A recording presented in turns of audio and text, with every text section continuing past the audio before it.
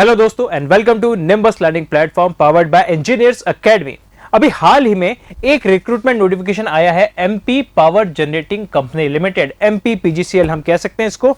और इसका एक रिक्रूटमेंट नोटिफिकेशन आया है सहायक अभियंता उत्पादन, मतलब सहायक अभियंता असिस्टेंट इंजीनियर का नोटिफिकेशन है। ये 4 मार्च 2024 को आया है। तो चलिए आइए डिटेल्ड नोटिफिकेशन को हम समझ लेते हैं कि कौन कौन अप्लाई कर सकता है, कितनी वैकेंसी है और बाकी की सारी डिटेल्स।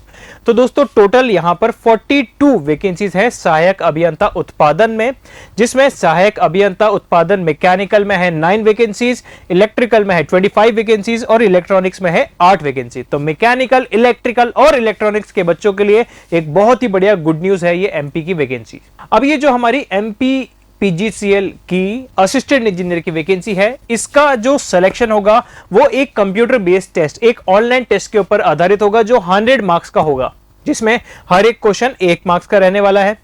ठीक है, अब उस एग्जाम के बारे में बाकी डिटेल्स हम इस वीडियो में ही एंड में देखेंगे। पहले हम कुछ और काम की चीजें देख लेते हैं, जैसे कि एमपी पीजीसीएल में इस असिस्टेंट इंजीनियर वैकेंसी के लिए अप्लाई करने के लिए जनरल कैटेगरी स्टूडेंट के लिए है 1200 रुपए फीस और बाकी सभी कैटेगरी स्टूडेंट्स के लिए है, मतलब एमपी के डोमिसाइल वाले SC ST OBC दिव्यांगजन EWS उन सब के लिए 600 रुपए।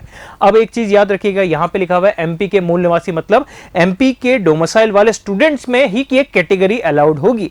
अगर आप किसी भी और स्टेट के हैं, राजस्थान, यूपी, बिहार, झारखंड, छत्तीसगढ़, किसी भी और स्टेट के हैं और आप ये फॉर्म भरना चाहते हैं तो आप as a general category candidate ही काउंट होंगे और जनरल के अगेंस्ट जो वैकेंसीज है उसी में ही आप फाइट करेंगे।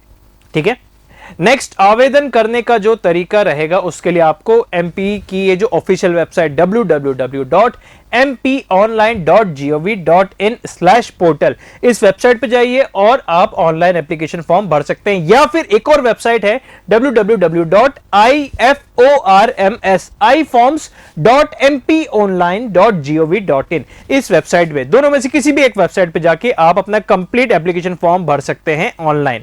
और फॉर्म भरने की लास्ट डेट है, देखो 6 मार्च से फॉर्म भरने चालू है, लास्ट डेट है 31 मार्च 2024। तो 6 मार्च से लेकर 31 मार्च तक आप ये ऑनलाइन एप्लीकेशन फॉर्म्स भर सकते हैं।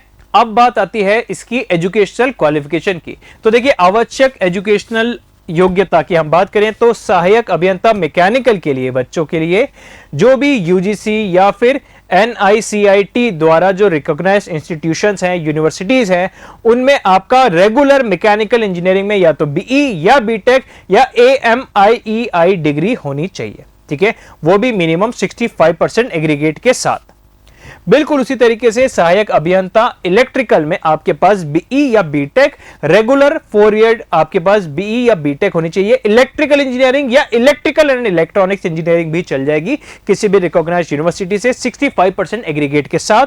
और बिल्कुल उसी तरीके से सहायक अभियंता इलेक्ट्रॉनिक्स में आप 4 ईयर रेगुलर BE या BTech या फिर AMIE डिग्री चाहिए आपको। किन किन में, या तो इलेक्ट्रॉनिक्स इंजीनियरिंग या इलेक्ट्रॉनिक्स एंड इंस्ट्रूमेंटेशन इंजीनियरिंग या इलेक्ट्रॉनिक्स एंड टेलीकम्युनिकेशन इंजीनियरिंग या इलेक्ट्रॉनिक्स एंड कम्युनिकेशन इंजीनियरिंग या इंस्ट्रूमेंटेशन एंड कंट्रोल इंजीनियरिंग।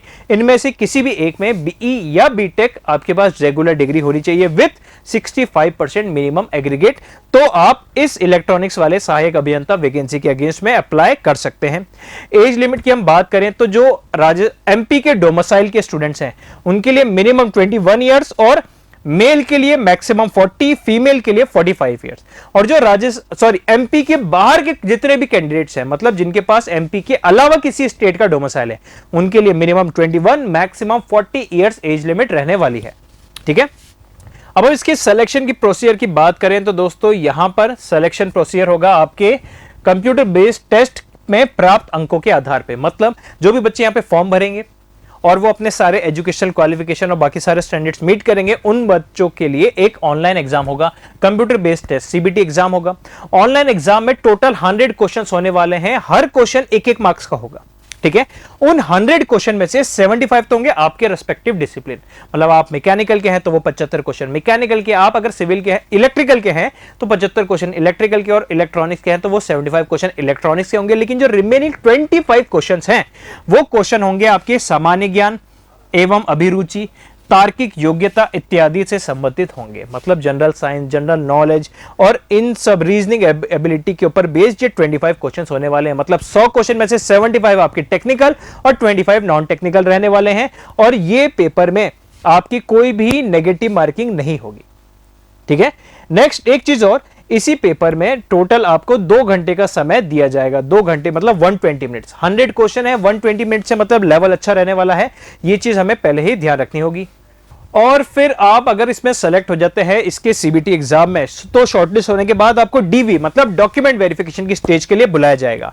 तो दोस्तों ये था इसका कंप्लीट सिलेक्शन का क्राइटेरिया। पहले आप फॉर्म भरेंगे, computer based test, online exam होगा और उसके मार्क्स पे बेसिस पे आपको डीवी डॉक्यूमेंट वेरिफिकेशन के लिए बुलाया जाएगा। अगर आप सीबीटी में अच्छा परफॉर्म करते हैं और आपके सारे डॉक्यूमेंट करेक्ट हैं तो आप इसमें फाइनल मेरिट टेस्ट में भी आ जाएंगे जल्दी ही। तो दोस्तों ये थी इसकी कंप्लीट जानकारी। इन 42 असिस्टेंट इंजीनियर की पोजीशन के लिए रिक्रूटमेंट हो रहा है। बहुत ही शानदार वैकेंसी है। तो अगर आप मैकेनिकल, इलेक्ट्रिकल या इलेक्ट्रॉनिक्स या इनके रेस्पेक्टिव मिली जुली इनकी ब्रांचेस में से हैं तो फिर ये वैकेंसी बहुत ही शानदार वैकेंसी है, क्योंकि जॉब पे भी बहुत अच्छा है, प्रोफाइल भी बहुत अच्छी है और बहुत ही कंफर्टेबल, बहुत ही अच्छी जॉब मानी जाती है यहां पर ये असिस्टेंट इंजीनियर की जॉब के लिए। तो दोस्तों इसी तरीके की और जॉब अपडेट, जॉब नोटिफिकेशन के लिए चैनल को सब्सक्राइब करना ना भूलें और फर्दर अपडेट्स के लिए जुड़े रहिए निम्बस लर्निंग प्लेटफॉर्म से। If you really like the video, please hit the like button, share the video, subscribe to our YouTube channel and press the bell icon for the latest updates. Thank you.